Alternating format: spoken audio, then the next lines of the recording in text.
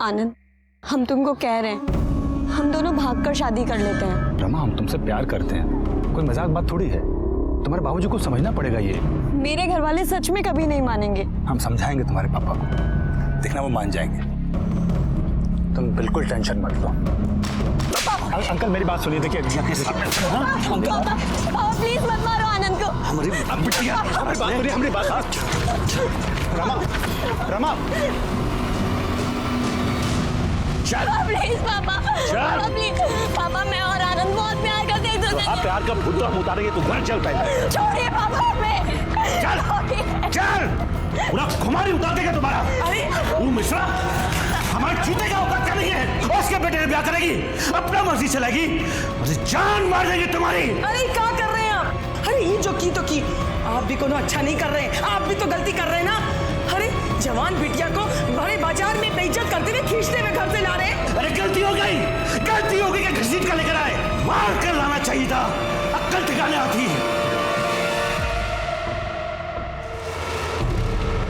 काबे, हमारा लौंडा होके पिट के आए, शर्म नहीं आया तुमको? हैं? इसको दावा बोल रही हो तुम? जंग जीत के नहीं आया तुम्हारा लाल, पिट के आया लौंडिया चकल्लस में, वो भी उसके बाप से। साला खुद का इज्जत तो है नहीं, हमारी इज्जत पे मुंह दिए। अबे मेमना बने का बैठा, तुमसे बतिया रहे हैं। कहा नहीं ये खींच के दो झापड़ू सिरा को। बाबूजी हम उनको कैसे मारते? हम रमा से इतना प्यार करते हैं तो उनके पापा पे कैसे हाथ उठाते हैं? कैसे प्यार का भूत हम उतार के रहेंगे। चल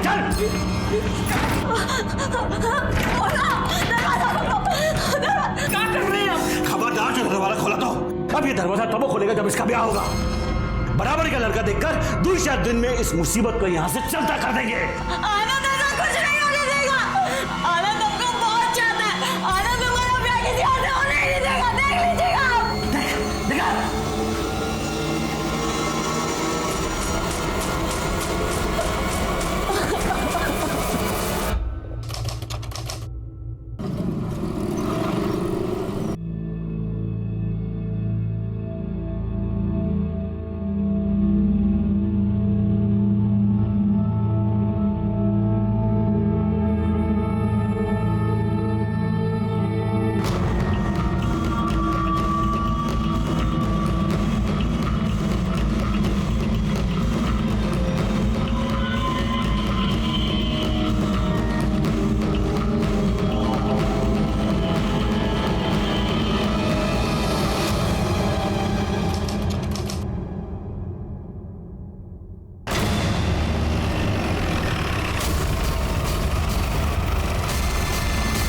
आप लोग हटिए, पीछे ही आप लोग जाओ, आसपास चेक करो, कुछ मिलता है क्या? सर, ये बॉडी सबसे पहले किसने देखा था? हमने सर। सुबह को यहाँ से हम जा रहे थे तो देखे लड़की का लाश पड़ा हुआ है। कहाँ रहते हो? यही बगल के गांव में। सर, देख के तो लगता है लड़की 20 या 25 साल की होगी। पीठ पे और सर पे चोट के निशान भी है। सर, आसपास ऐसा कुछ भी नहीं मिला जिससे इसकी पहचान हो सके, ना पर्स और ना ही कोई मोबाइल। मतलब कातिल यही चाहता था। अरे जी तो पलटो।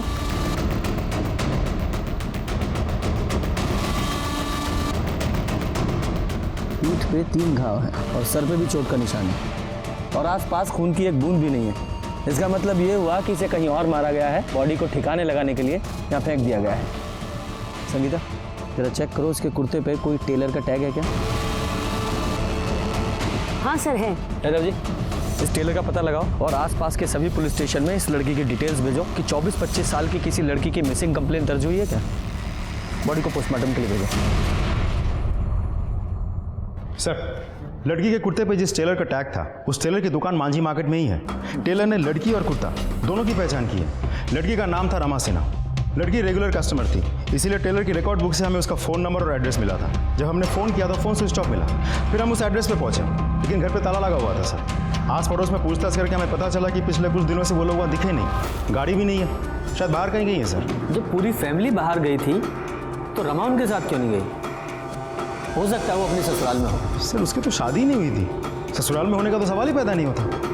नहीं यादव जी, ये देखिए, रमा की मांग में सिंदूर। लेकिन सर, आस पड़ोस में पूछताछ करके हमें पता चला था कि शादी हुई नहीं थी। यादव जी, शादी तो हुई थी, लेकिन शायद लोगों को नहीं पता था कि वो शादीशुदा है। और शायद यही उसकी मौत का भी कारण हो। यादव जी, ये रमा के सारे कॉल रिकॉर्ड्स और फ़ोन लोकेशंस निकालिए और इस सिन्हा फैमिली की जितनी हो सके उतनी डिटेल्स निकालो। हम तो रमा को बहुत सीधी सादी मानते थे। अरे सीधी सादी स्कूल टीचर थी, पर ये सुना था कि कोई आनंद मिश्रा के साथ उसका चक्कर भी चल रहा है। और थोड़े दिनों पहले ये भी सुना था कि दोनों परिवारों में घमासान हुआ था। सुना था लाठी तलवार भी भाजी गई थी, वो भी बीच बाजार में। सर, हमको रमा की पर्सनल लाइफ से क्या लेना देना। हम तो इतना बोल सकते हैं कि वो बहुत ही अच्छी और मेहनती टीचर है, ना किसी से दोस्ती ना किसी से बैर, बस अपने काम से काम रखने वाली।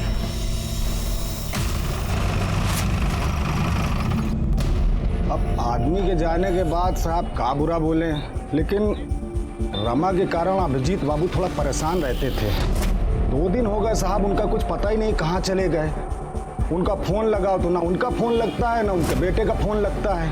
माल आया पड़ा है साहब, पेमेंट करनी है साहब। 2 दिन से बहुत परेशान है, कहाँ गए कुछ मालूम ही नहीं है।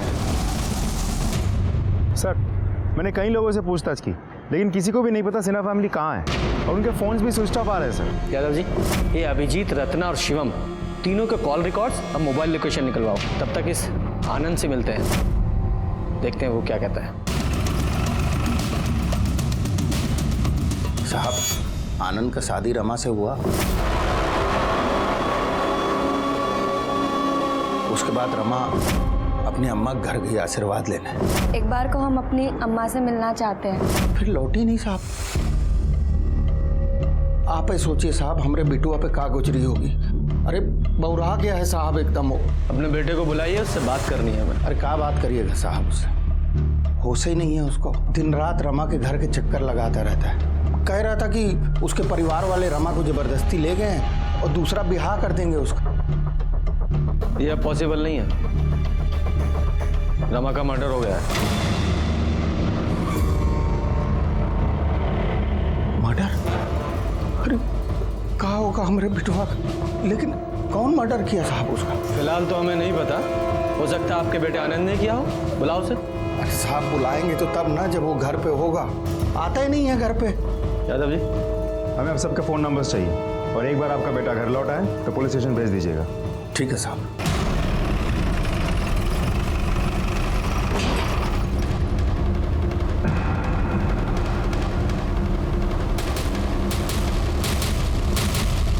सर, लगता है फैमिली अभी तक लौटी नहीं है। वैसे ही लगता है। यादव जी, ताला तोड़ो।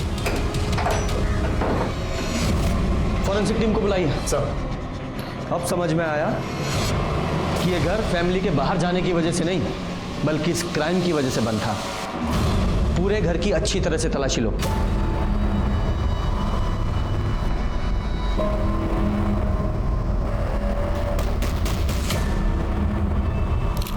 सर, सामान गायब है सर। सर, खाली पड़ा था, यहाँ भी कुछ नहीं है। लगता बहुत जल्दबाजी में भागे हैं। यादव जी, अगर ये ब्लड रमा के ब्लड ग्रुप से मैच होता है तो शायद बहुत कुछ क्लियर हो सकता है। और सर, इनकी गाड़ी भी तो नहीं है, कहीं ऐसे तो नहीं कि सबके सब अपनी ही गाड़ी लेके भागे हो सकता है। गाड़ी का नंबर मिला है ना सब, उसकी डिटेल सर्कुलेट कराओ। ये लोग भागने नहीं चाहिए और इनकी कॉल रिकॉर्ड्स और मोबाइल लोकेशन भी निकलवाओ। सब।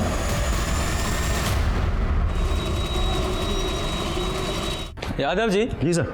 ये सिन्हा फैमिली की कार का कुछ पता चला? नहीं सर, हमने सारे टोल नाका और चेक नाका पर उस गाड़ी की डिटेल्स भेज दी है, लेकिन हमें नहीं लगता सिन्हा फैमिली ने स्टेट बॉर्डर क्रॉस किया हुआ। अगर किया होता तो हम तक इन्फॉर्मेशन पहुंच जाती सर।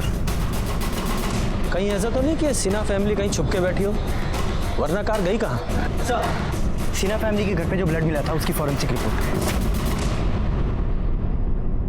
यादव जी, सब ये जो सिन्हा फैमिली के घर पे जो ब्लड मिला है ये तो रमा का ही है। इसका मतलब रमा का पहले घर में खून किया गया और बाद में उसकी बॉडी को ठिकाने लगाने के लिए फेंक दिया गया। लेकिन सर, खून किया किसने? फैमिली ने। पॉसिबल है, हो सकता है ये ऑनर किलिंग का केस हो, क्योंकि सिन्हा फैमिली को ये रमा और आनंद का रिश्ता पसंद नहीं था और जब रमा ने आनंद से शादी कर ली और घर वापस आई तो गुस्से में फैमिली ने उसे मार दिया और बाद में बॉडी को फेंक के फरार हो गया। फॉरेंसिक रिपोर्ट और सर्कमस्टांशियल एविडेंस के बाद ये कंफर्म हो गया कि ये केस ऑनर किलिंग का ही है। अभिजीत सिन्हा को ये रिश्ता पसंद नहीं था, फिर भी रमा ने भागकर शादी कर ली। अपने बाप के गुस्से को अनदेखा करके वो अपनी माँ से आशीर्वाद लेने पहुंची, लेकिन वापस नहीं लौटी।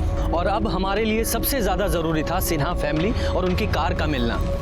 सर, अगर ये केस ऑनर किलिंग का होता तो माँ बाप जिंदा होने चाहिए थे, लेकिन उन दोनों का भी मर्डर हो गया और घर के अंदर हमें रमा का ब्लड मिला। मतलब माँ बाप को कहीं और ले जाके मारा गया होगा। लेकिन समझ में नहीं आ रहा है माँ बाप को कौन मार सकता है और क्यों। देखो, किसने मारा ये तो कंफर्म नहीं बोल सकते, पर वो रमा का पति जो आनंद है उसके पास भी मोटिव है। उसका कुछ पता चला? नहीं सर, लेकिन वो जब भी घर वापस आएगा या फ़ोन स्विच ऑन करेगा हमें इन्फॉर्मेशन मिल जाएगी। और सर, ये अभिजीत सिन्हा का बेटा शिवम सिन्हा वो भी तो गायब है, तो ऐसा भी तो हो सकता है कि तीनों मर्डर्स उसी ने किया हो और गाड़ी लेके फरार हो गया हो। लेकिन मोटिव क्या हो सकता है सर? यादव जी, अगर एक बार को मान भी ले कि शिवम ने पैसे और गहनों के लिए अपने माँ बाप को मारा, तो वो उनके कपड़े लेकर क्यों जाएगा? और वैसे भी अपने परिवार का वो इकलौता वारिस है, पैसों के लिए मर्डर क्यों करेगा? सर, सिन्हा फैमिली के कॉल रिकॉर्ड्स।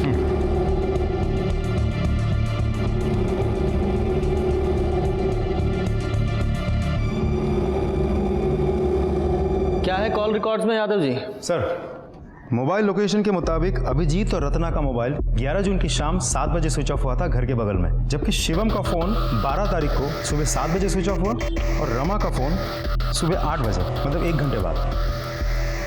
सुबह 8 बजे, यानी रमा जब अपनी माँ से मिलने आई थी तब। मतलब अभिजीत और रत्ना का मर्डर 11 तारीख की रात को हुआ और रमा का मर्डर हुआ 12 तारीख को अगले दिन सुबह 8 बजे शायद। बाकी पोस्टमार्टम रिपोर्ट से पता चल जाएगा क्या आता है, देखते हैं। ये सिन्हा फैमिली की डिटेल्स पता की थी ना, शिवम की क्या डिटेल्स है?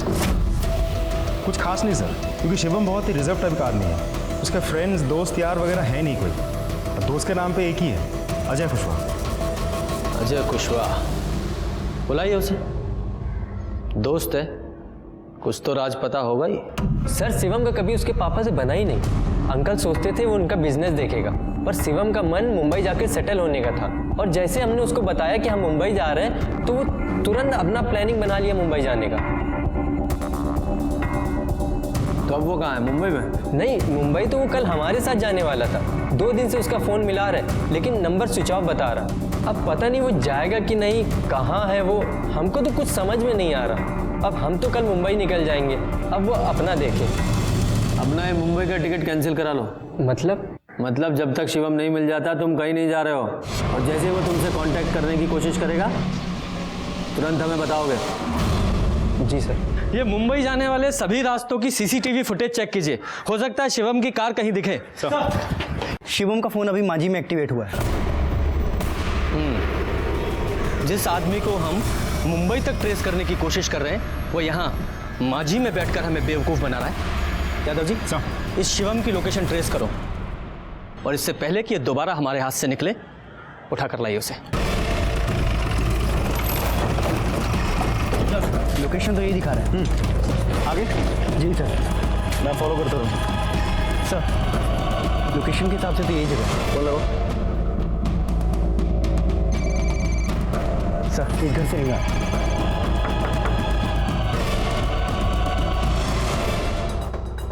शिवम कहाँ है? शिवम? कौन शिवम साहब? हमको नहीं पता। तुम्हारा नाम क्या है? गोपाल। फोन लगाओ। घंटी की आवाज आ रही है अंदर से। फोन तुम्हारा है? लेके आओ फोन। बात सुनिए सब। वो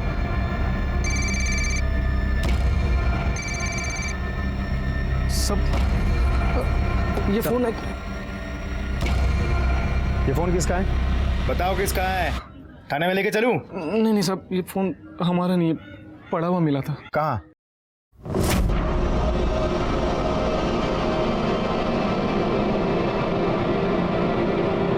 जय माता दी। बैटरी खत्म हो गई तो मोबाइल बंद पड़ गया, और हम भी चार्ज नहीं किए कि सब जब 2-3 दिन हो गए तो हम मोबाइल चार्ज किए। आज ही ऑन किया था साहब कि आप सब माफ़ी दे दो साहब, गलती हो गई। ठीक है। ये फ़ोन कहाँ मिला था तुम्हें? वो बजाज रोड नंबर 3 पे सर। Bajaj road number 3? ये अभिजीत सिन्हा का घर वही है ना जी सर।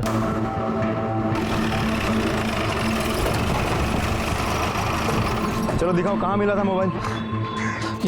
यहाँ पे था साहब, वो एक गाड़ी खड़ा हुआ था उसके नीचे टायर के पास। स्टिकर उसी गाड़ी पे लगा हुआ था? नहीं साहब, यहाँ पे 2 गाड़ी खड़ा हुआ था, एक यहाँ और एक वहाँ पे, वो सलेटी कलर का। सब माता रानी का फोटो देख के हम सोचे थे कि मोबाइल नहीं लेते, अभी लालच आ गया साहब। साहब हम सच कह रहे हैं, इसके सिवा हमें कुछ नहीं पता है साहब, माफ़ी दे दो हमको। सर ये दूसरी गाड़ी किसकी हो सकती है? कहीं ऐसा तो नहीं कि शिवम के साथ इन मर्डर्स में कोई और भी इन्वॉल्व है और दूसरी गाड़ी उसी की थी? हाँ हो सकता है, क्योंकि गोपाल को जब शिवम का फ़ोन मिला था तो वो ऑन था। इसका मतलब शिवम ने खुद वो फ़ोन ऑफ नहीं किया था, गलती से उससे कहीं गिर गया था। यादव जी इस शिवम का जल्दी से जल्दी पता लगाना होगा।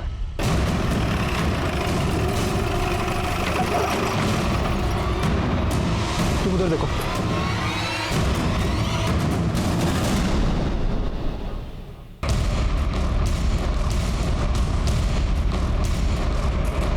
लाश को बाहर निकालो।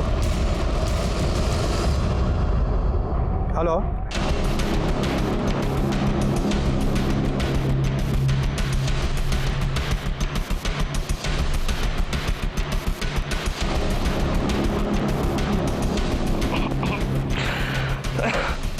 यादव जी बॉडी जिस तरह से डिकम्पोज हुई है उसे देखकर लगता है कि इसकी मौत 6-7 दिन पहले ही हो चुकी है। बॉडी पर कोई घाव का निशान भी नहीं है, मतलब किसी अलग तरीके से मारा गया है। खैर जो भी है, रीजन तो पोस्टमार्टम रिपोर्ट के बाद सामने आ ही जाएगा। सर गाड़ी के अंदर सूटकेस और बैग मिला है जिसमें सिर्फ कपड़े हैं, पैसे और जेवर नहीं। इसका मतलब शिवम कल्प्रिट नहीं विक्टिम है। आप सी मिस सर यहाँ एक लोकल गुंडा है राजा सिंह, जिसके सर पर नेताजी का हाथ है। अभी हम 2 दिन पहले सुने थे कि वो ठेके पर बकैती कर रहा था कि उससे दुश्मनी करोगे तो सिन्हा परिवार की तरह गायब हो जाओगे। इस राजा के साथ सिन्हा फैमिली की क्या दुश्मनी थी? उसकी एक बहन है इला, जिसका कुछ प्यार व्यार चल रहा था शिवम से। ठीक है सर, लगता है सिन्हा फैमिली का मर्डर मिल गया। इस बार तो गठबंधन पार्टी लेकर रहेगी। राजा कहाँ है? पता नहीं साहब। सर्च करो।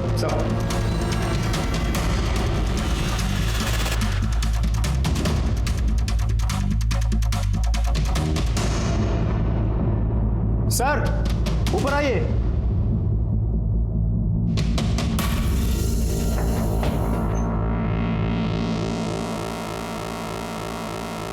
कौन है आप? समय इला। राजा की बहन। तो बताइए राजा कहाँ? सो मुझे नहीं मालूम। भाई को बचाने के लिए झूठ बोल रही हो? जिसने मेरी जिंदगी बर्बाद की है उसे बचाने का कोई शौक नहीं है मुझे। मतलब? वो चाहता था कि हम अपनी जिंदगी उसके तरीके से जिए। शिवम सिन्हा नाम के लड़के से प्यार करती हूँ मैं। जब ये बात उसे पता चली तो उसने हंगामा कर दिया। जब मैं प्रेग्नेंट हुई तो जबरदस्ती मेरा बच्चा गिरवा दिया। इतने से भी नहीं माना वो। और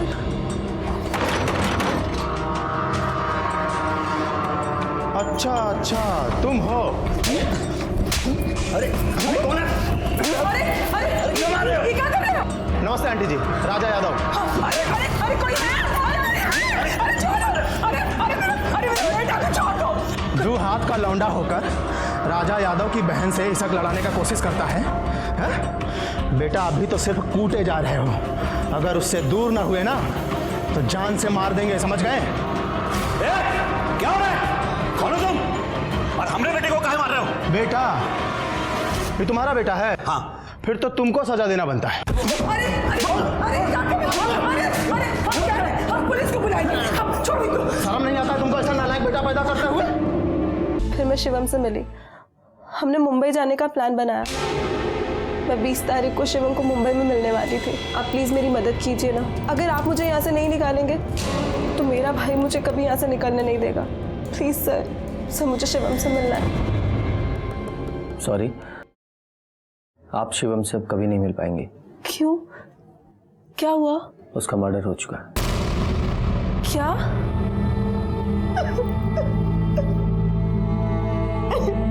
संगीता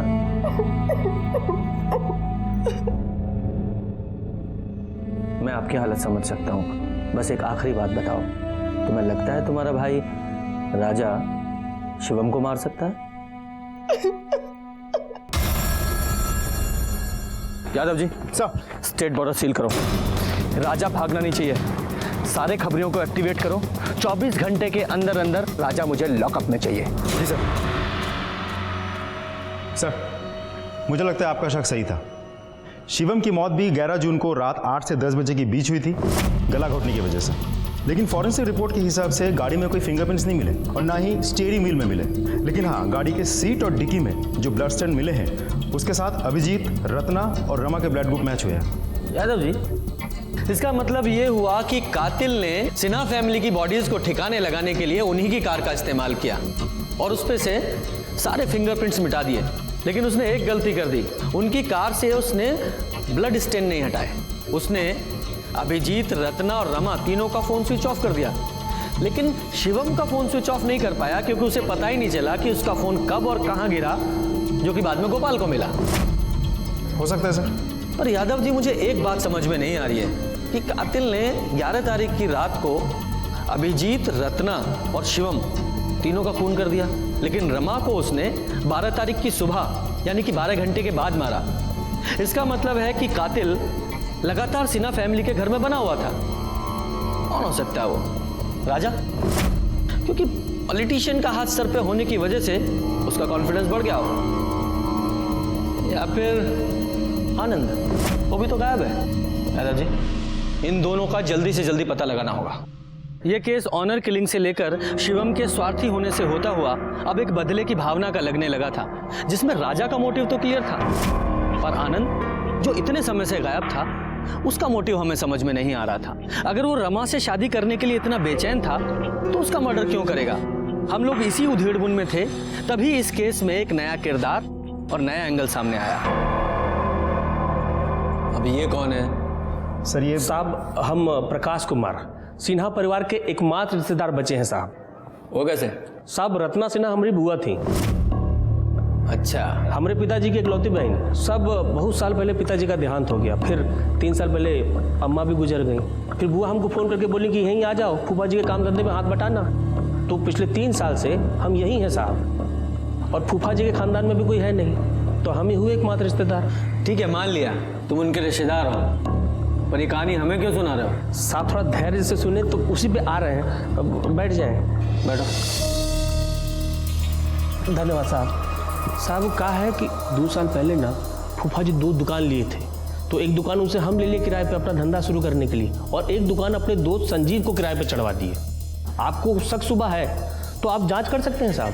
अरे ठीक है, लेकिन साफ साफ बोलो, कहना क्या चाहते हो? सर, हम बुआ के परिवार के मृत्यु प्रमाण पत्र के लिए आपका एनओसी चाहते हैं साहब, ताकि पूरा प्रॉपर्टी हमारे नाम पे हो सके। अब हम ही तो हैं अकलौते वारिस। तुम्हारे जुबानी खर्च के अलावा तुम्हारे पास कोई पुख्ता सबूत है कि तुम ही हो अकेले वारिस? क्या बात कर रहे हैं साहब, पूरा माजी गवाह है। सब जानते हैं कि हम उनके भतीजे हैं, सब देखे हमको फूफा जी के साथ। और साहब, ये बात तो उनके यहाँ जो काम करता है ना पप्पू, वो भी जानता है कि हम उनके एकमात्र रिश्तेदार हैं। काहे पे रिश्तेदार साहब? आदमी गया नहीं कि उसके पीछे हजारों रिश्तेदार खड़े हो जाते हैं। साहब, गलती उनका नहीं है, गलती हमारा ही है जो हम यहाँ देर से पहुंचे हैं। मतलब? ये देखिए साहब, प्रकाश का है का नहीं हमें नहीं पता है, हमें तो ये पता है कि हम हैं असली वारिस। भगवान हमको एकदम नालायक औलाद दिया है, जिसको हमारा ये बिजनेस पसंद ना है। और बिटिया वो साला मिश्रा के लौंडे के चक्कर पे फंस गई। भैया, सब ठीक हो जाएगा। एक बात बोले? जी भैया। तू ना हमारा बहुत वफादार है रे। तू कागज और पेन लेकर जा। अरे जा, लिख। मैं अभिजीत सिन्हा अपने पूरे होशो हवास में ये लिख रहा हूं कि मेरी सारी दुकान, मकान, सबका मालिक पप्पू है। भैया, ये हम झूठ नहीं बोल रहे हैं साहब, सेठ जी खुद ही लिखा पढ़ी करके गए हैं। इसके हिसाब से जायदाद के हम ही मालिक हुए हैं और सेठ जी के जाने के बाद हमारे पास एक ही सहारा बचा है, उस पर भी प्रकाश नजर गड़ा के बैठा है साहब।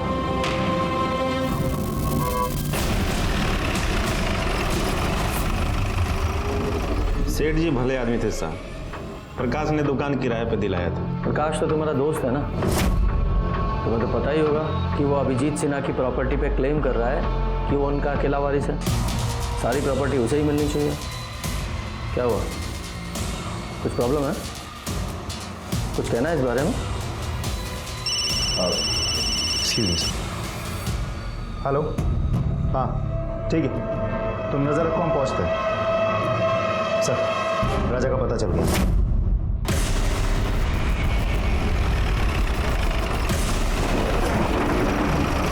क्या हुआ साहब? राजा है? कोई नहीं साहब, यहाँ पे कोई गलत खबर दी है आपको। चलो चेक करो। साहब आप नहीं जा सकते।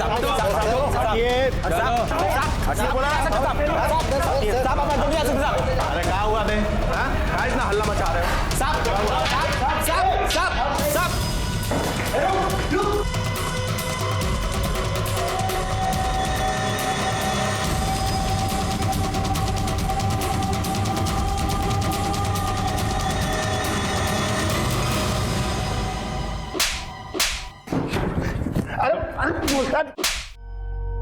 हम सच कह रहे हैं, हमने कुछ नहीं किया, हमने किसी को नहीं मारा है। जब तूने कुछ किया ही नहीं है तो भाग क्यों रहा था?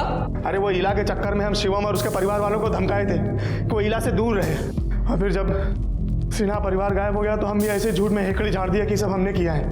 देखिए दरोगा जी, जब आपको लाश मिला ना, हम डर गए कि बेकार में हम धरे जाएंगे, बस इसीलिए भाग रहे थे। हम कैसे मान लें कि तुम सिर्फ हेकड़ी झाड़ रहे थे? तुमने किसी का मर्डर नहीं किया? अरे 11 तारीख को तो हम मांझी में थे ही नहीं।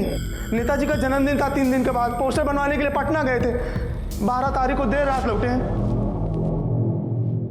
यादव जी। जी सर। इस राजा की एलिबाई चेक करो, इसके सारे कॉल रिकॉर्ड्स निकालो और इसकी फ़ोन की लोकेशंस भी। नमस्कार सर। नमस्कार सर, आपसे कुछ बात करना था। बोलिए। वो हमारा बेटा है ना आनंद, वो वापस आ गया है, तो आपसे भेंट करवाना था उसका। जाना आना यहाँ, बताओ सर कब। नमस्ते साहब, सर हमारा नाम आनंद मिश्रा है, हम रमा के पति हैं, और चूंकि सर हमारे बाद इस परिवार में और कोई बचा नहीं है तो कानूनन हमारे ससुर की सारी संपत्ति पर हमारा हक बनता है। आप तो जानते हैं सर, कानून के हिसाब से जब पत्नी का देहांत हो जाता है तो सब कुछ पति का ना हो जाता है, और पत्नी के मायके में कोई है नहीं सर, तो अगर इसको इसका हक मिल जाता सर तो बस। हाँ, बीवी मरी तो गायब हो गए और आज अचानक प्रॉपर्टी का क्लेम करने आ गए। कहाँ गायब थे अब तक? और अपना फोन स्विच ऑफ क्यों किया था? सर, रमा के गुजर जाने के बाद हम किसी से मिलना नहीं चाहते थे और ना ही किसी से बात करना चाहते थे, इसीलिए हमने अपना फ़ोन स्विच ऑफ कर दिया था और बिना किसी को कुछ बताए हम पटना चले गए थे अपने दोस्त के पास। एकदम ऐसा ही बोल रहा है सर, एकदम ऐसा ही बोल रहा है। अब सर इसको इसका हक मिल जाता तो हम। आप लोगों के अलावा 2 और हैं जो अभिजीत सिन्हा की प्रॉपर्टी पे अपना हक जता रहे हैं, प्रकाश और पप्पू, और आप हैं तीसरे। कान खोल के सुन लीजिए, जब तक ये केस सॉल्व नहीं हो जाता किसी को कुछ नहीं मिलने वाला है। और रही बात हक की, तो पहले साबित कीजिए कि शादी हुई भी है या नहीं, वो भी मैरिज सर्टिफिकेट के साथ। जाइए सबूत लेकर आइए, जाइए। नमस्कार। चलो बेटा, हक की बात करने आ गए हैं।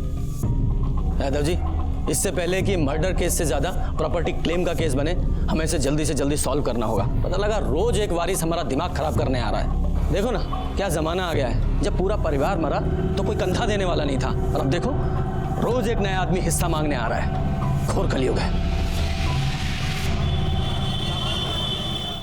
सर, हैंडराइटिंग एक्सपर्ट के हिसाब से पप्पू के लेटर पे अभिजीत की ही साइन है। सर, कॉल लोकेशन के मुताबिक राजा 11 जून की सुबह से लेकर 12 जून रात के 11 बजे तक पटना में ही था। सर, जिस तरह के काम राजा करता है उसके लिए कोई बड़ी बात नहीं है कि हमें गुमराह करने के लिए अपने फ़ोन को किसी दूसरे लोकेशन पर छोड़ दे। यादव जी, मुझे नहीं लगता कि राजा को यह सब करने की जरूरत है। समझा नहीं सर? समझाता हूं, ये देखो, ये राजा अगर शिवम को मारता तो तभी मारता जब इसकी बहन इला प्रेग्नेंट थी। अगर मान भी ले कि राजा ने शिवम को मारा है तो इसके माँ बाप को क्यों मारेगा? और वैसे भी हमने पटना में उसकी एलिबाई चेक किए ना, 11 से 12 जून के बीच वो पटना में ही था। नहीं नहीं नहीं, ये राजा तो कातिल नहीं हो सकता।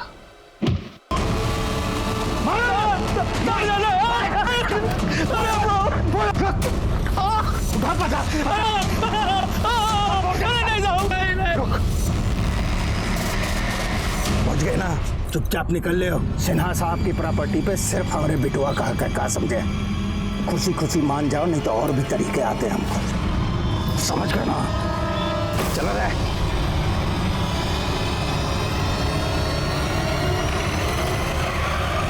देखो अनुज, मेरा केस की वजह से वैसे ही दिमाग खराब है, ऊपर से तुम ये उल्टी बात कर रहे हो।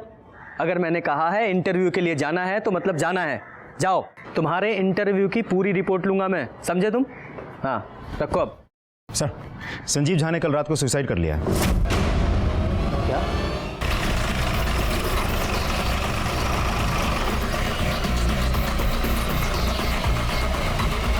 हटिए साइड, हटिए। हटिए प्लीज, हटिए। आइए सर।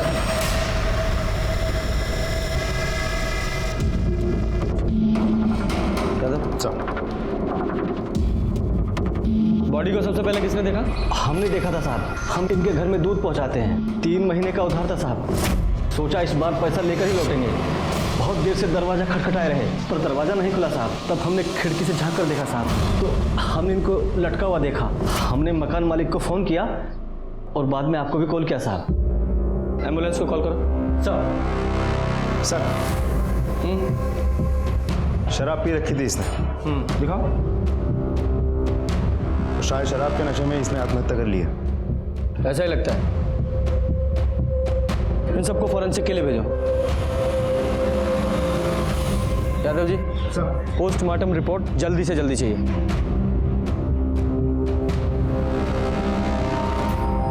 संजीव, अरे तुम क्या कर लिया संजीव?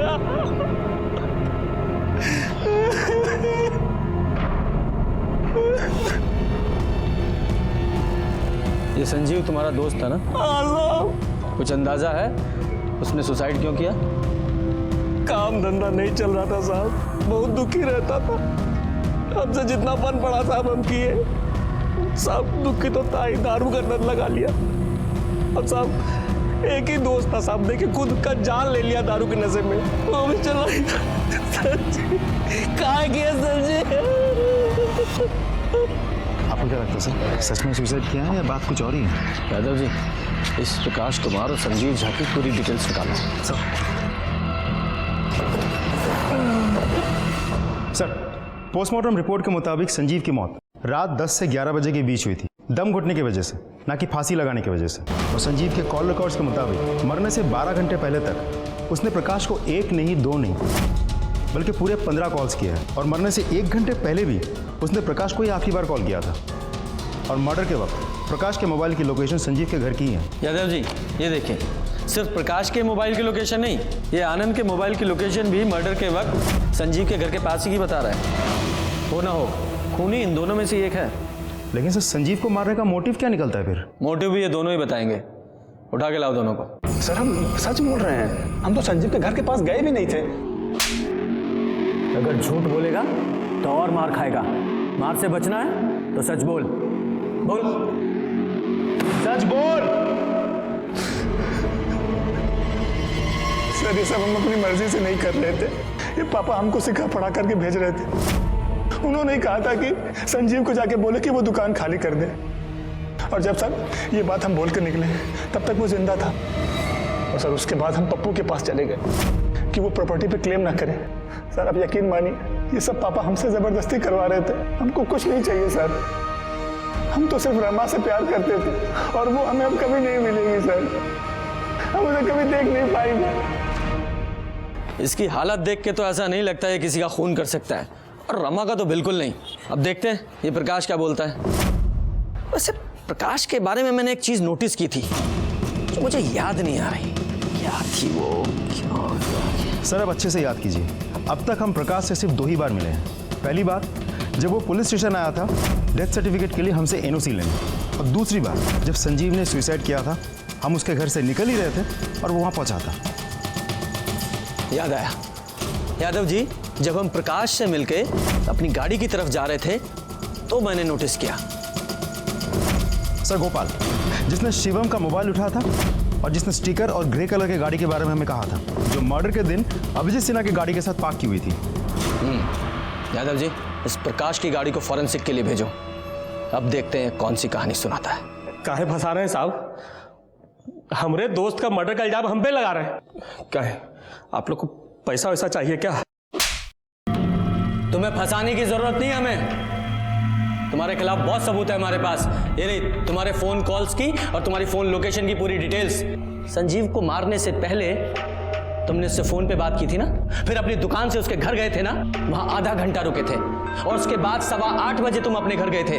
बोलो, आधा घंटा क्या कर रहे थे वहां? साहब इसमें कौन सा बड़ा बात है साहब? संजीव दोस्त है हमारा, दुखी था, उसका काम धंधा बंद है, सांत्वना देने गए थे और साहब एक आधा घंटा बाद वापस भी तो आ गए थे। हाँ, कहानी अच्छी है। अब ये भी बता दो, तुम्हारे गाड़ी के पीछे जो ब्लड स्टेन मिले हैं वो किसके हैं? अरे साहब वो तो मुर्गे का खून है साहब। दोस्तों के साथ पार्टी किए थे, 20 किलो मुर्गा कटवाए थे, वही गाड़ी में लेके गए थे साहब। वो मुर्गे का खून नहीं, वो इंसानों का खून है। अभिजीत सिन्हा और रत्ना सिन्हा के ब्लड से मैच करता है वो। सच सच बोलो, वरना यादव जी को बोलेंगे तुम्हारी ऐसी रेल बनाएंगे कि झूठ बोलने लायक नहीं रहोगे। यादव जी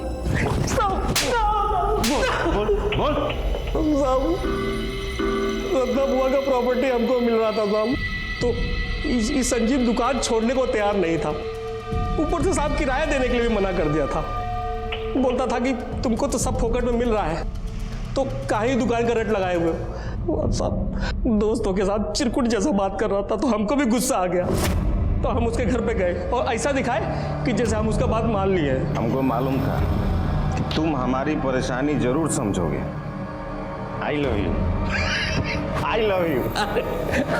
नहीं, ये तो हमें समझ में आ गया कि तूने प्रॉपर्टी के लिए मारा, लेकिन सिन्हा फैमिली को मारा कैसे? तो बार बार बोल रहे थे कि किराया भरो नहीं तो चलते बनो। अब साहब अपने सगे भतीजे के साथ ऐसा भी करता है क्या? दुकान खाली करो का धमकी सुन सुन के ना उपटा गए थे एकदम। तो हम सोचे कि मार डालेंगे, तो फिर हम फूफा जी को फोन किए और कहे कि किराया देने के लिए हम घर पे आ रहे हैं। देखो, हमको 6 महीने का पूरा किराया चाहिए, कौन बहाना नहीं। चिंता मत कीजिए फूफा जी, आज के बाद आपको कोनो तकलीफ नहीं होगा। पापा क्या हुआ बाबू? सबका लाश गाड़ी में डाल के ठिकाने लगाने का प्लान बनाए थे। सबका फोन लिया, स्विच ऑफ किया, लेकिन साहब हमको शिवम का फोन नहीं मिला। तो हमें कुछ समझ में नहीं आ रहा था, तो हम घर चले गए। फिर सोचे कि अगले दिन उन्हीं की गाड़ी से उन्हीं लोगों का लाश ठिकाने लगाएंगे। अगले दिन उनके घर पहुंचे, उनका गाड़ी की चाबी ढूंढ ही रहे थे, तभी साहब। अम्मा,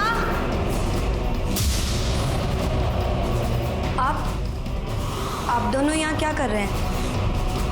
और अम्मा पापा कहाँ हैं? वो लोग बाहर की साइड है क्या? सर अब परिवार में कोई बचा नहीं था, तो हमको लगा कि सब हमको ही मिलेगा। अब प्रॉपर्टी पे हक तो तुम्हें मिलने से रहा। हाँ, जिस सजा के तुम हकदार हो वो जरूर तुम्हें मिलेगी। जैसे अच्छे कर्मों का फल देर से ही सही पर मिलता है, उसी तरह जुर्म की और पाप की सजा भी तय है। ये केस शुरू हुआ था एक लड़की के कत्ल से, जो शुरू में ऑनर किलिंग जैसा लग रहा था। शिवम का एंगल सामने आया तो प्रॉपर्टी के स्वार्थ जैसा लगा। राजा का एंगल जब सामने आया तो बदले की भावना से किया गया लगा। और जब सच्चाई सामने आई तो पता चला एक स्वार्थी रिश्तेदार ने प्रॉपर्टी के लालच में अपने ही लोगों के पूरे परिवार को खत्म कर दिया था। इस केस में 1-2 नहीं, पूरे 4 बेगुनाह लोग मारे गए थे। कुल मिलाकर ये जरूर समझ में आया कि जुर्म ने दस्तक दी थी। पहली दस्तक तब मिली जब प्रकाश ने अपने रंग बदलने शुरू किए, और दूसरी दस्तक थी संजीव की एंट्री, जब प्रकाश अपने ही जैसे एक मक्कार को ले आया। सच्चाई ये है कि बुरी संगत में कोई भी अच्छा काम नहीं हो सकता। इसलिए मेरा मानना है, जब भी बुरी संगत में पड़ो सतर्क हो जाओ, वरना ये जुर्म की दस्तक हो सकती है। इसी के साथ मैं सीनियर इंस्पेक्टर रंजीत ठाकुर आपसे विदा लेता हूँ। फिर मिलेंगे एक नए केस के साथ।